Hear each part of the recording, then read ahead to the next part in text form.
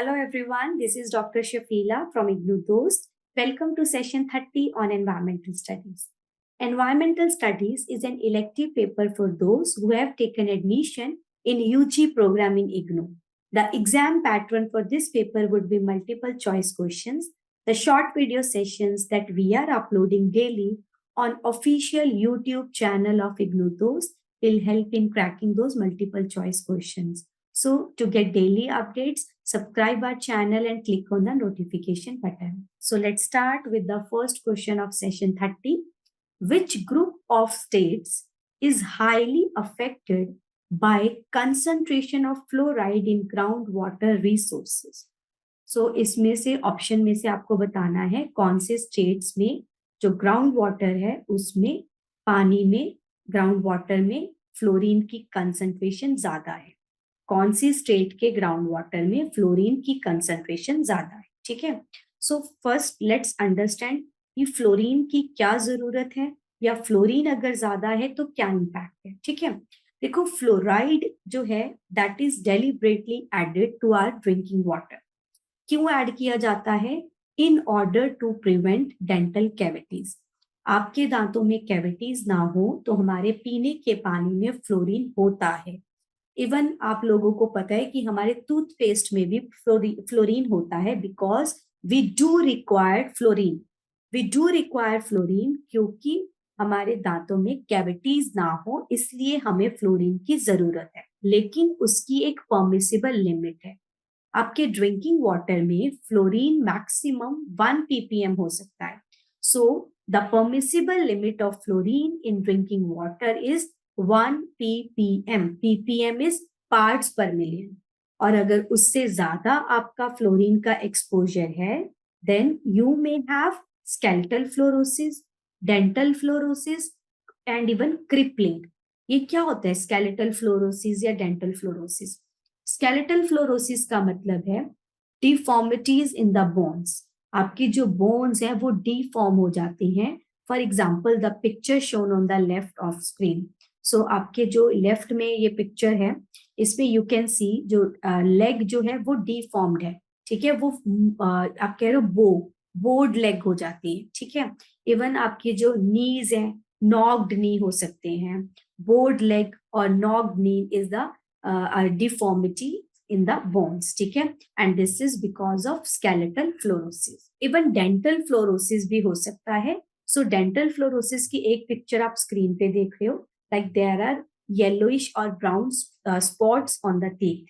and even कई बार इससे भी ज्यादा डार्क जो है स्पॉट्स होते हैं teeth पे. so that is आपका dental fluorosis. and dental fluorosis जो है it is irreversible. एक बारी दांतों पे अगर ऐसा फ्लोरोसिस होता है तो ये इरिवर्सिबल है. एंड नॉर्मली ये यंग एज में होता है. यंग नहीं कहूंगी मैं, चाइल्डहुड में ये नॉर्मली ज्यादा होता है आपका डेंटल फ्लोरोसिस. ठीक है. सो डेंटल फ्लोरोसिस जो आपका है ये किसके कारण है? Due to high exposure of fluorine. ठीक है. इवन क्रिपलिंग का मतलब होता है अनेबल टू वॉक.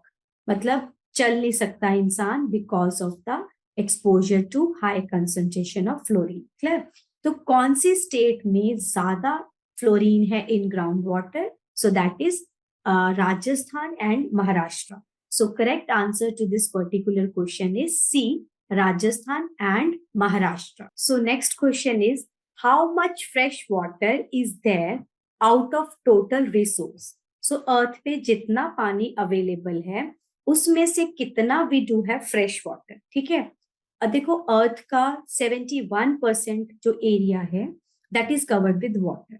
लेकिन उसमें से जो मेजर पोर्शन है that is of marine water, salty water. That is of no use because in the daily routine activities we do use fresh water. चाहे पीने के लिए, for drinking purpose, for bathing purpose, for cleaning purpose और for cooking purpose, for even washing your cars और washing clothes. सबके लिए हम कौन सा पानी यूज करते हैं? We do use fresh water. ठीक है. सो फ्रेश वाटर अगर मैं 71% बोल रही हूँ कि अर्थ का जो एरिया है that is covered with water, उसमें से 2.5% इज फ्रेश वाटर. हाउएवर 97.5% आपका क्या है, मरीन वाटर है, ठीक है। So major portion that is 97.5% is marine water and only 2.5% is fresh water. अच्छा, इसमें एक और चीज है, वैसे तो 2.5% फ्रेश वाटर है, लेकिन फ्रेश वाटर के भी वी हैव मेनी रिसोर्सेज, ठीक है। सो बहुत सारे सोर्सेज है, रिसोर्सेज है हमारे फ्रेश वाटर के। So 2.5% is the total fresh water. So that means this is the 100% water that is available to us for our use.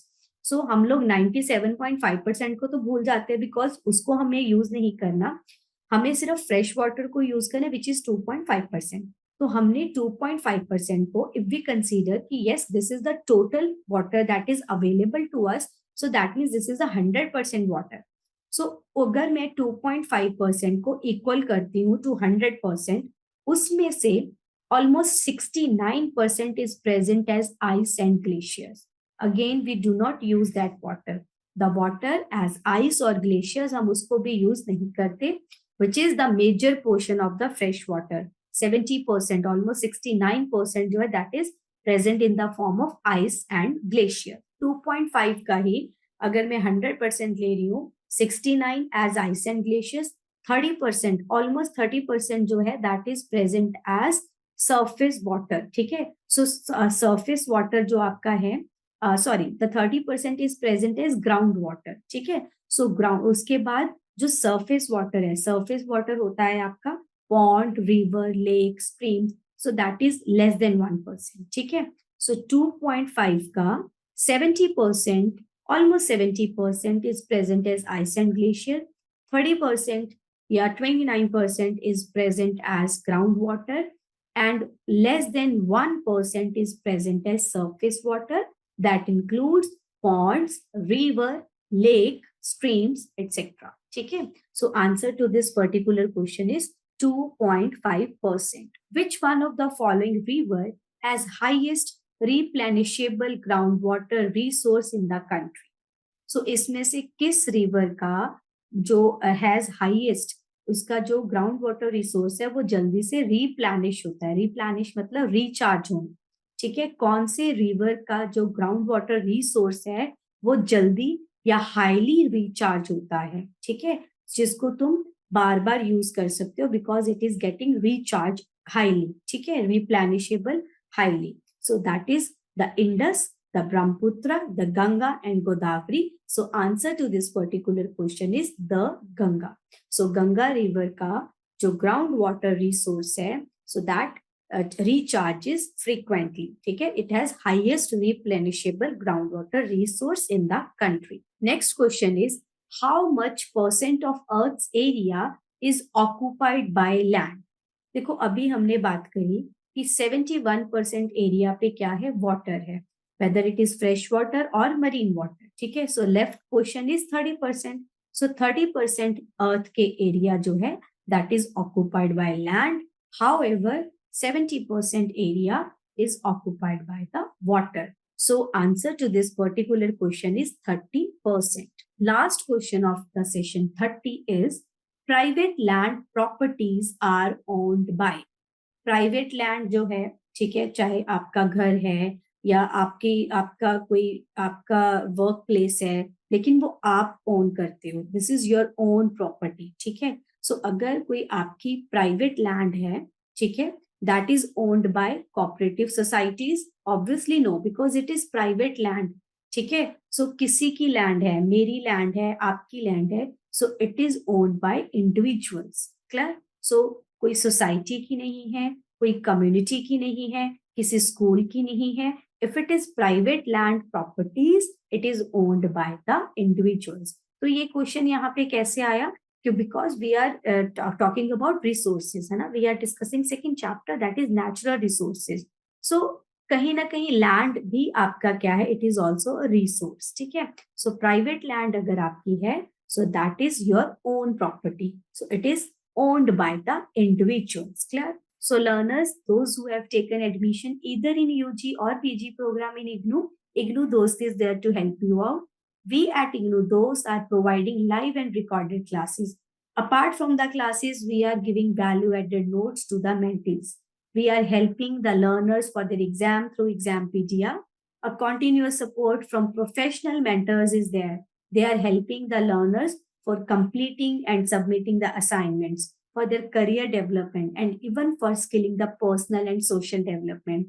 We at IGNOU believe सिर्फ नाम की नहीं काम की degree. You can reach us out on the number 7594939297 via call or WhatsApp. And you can also visit our official website of IGNOU. Thank you. See you in the next session of Environmental Studies.